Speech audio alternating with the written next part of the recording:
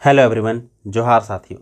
जैसा कि आप सभी लोगों को पता है कि झारखंड राज्य बना था 15 नवंबर 2000 को। उसके बाद लगभग जितनी भी नियुक्तियां हुई सभी सवालों के घेरे में रहे और अब जो है एक नियुक्ति जो बहुत बड़ी नियुक्ति थी, झारखंड विधानसभा में कर्मचारियों की भर्ती जो हुई थी, उसमें भी नियुक्ति का जो घोटाला था वो तो चल ही रहा था और उसमें जाँच की प्रक्रिया लगातार चल रही थी।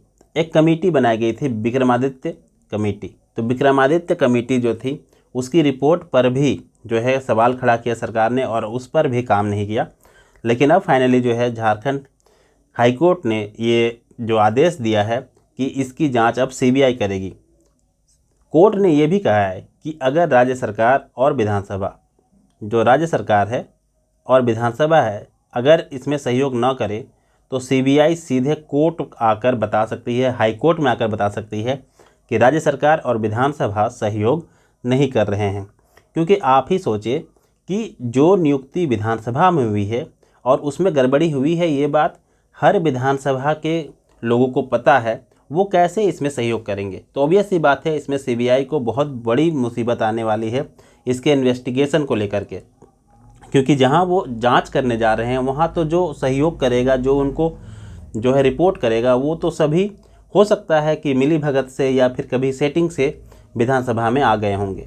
ठीक है, तो इसी को लेकर के झारखंड हाईकोर्ट ने क्लियरली ये कहा है कि सरकार का जो रवैया है वह संदेहास्पद है, विधानसभा की जो भूमिका है वो संदेहास्पद है।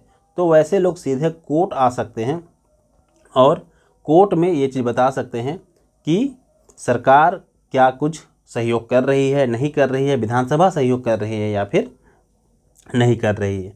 क्योंकि आप सभी को पता है यह जो धांधली हुई है खास तौर से विधानसभा में भर्ती की, ये कोई नई धांधली नहीं है और इसकी जांच लंबे समय से जो है वो चल रही है। ठीक है, और झारखंड के राज्यपाल ने भी जो है 2018 में इसकी जो रिपोर्ट थी उसके आधार पर, ठीक है, कार्रवाई करने की बात की थी।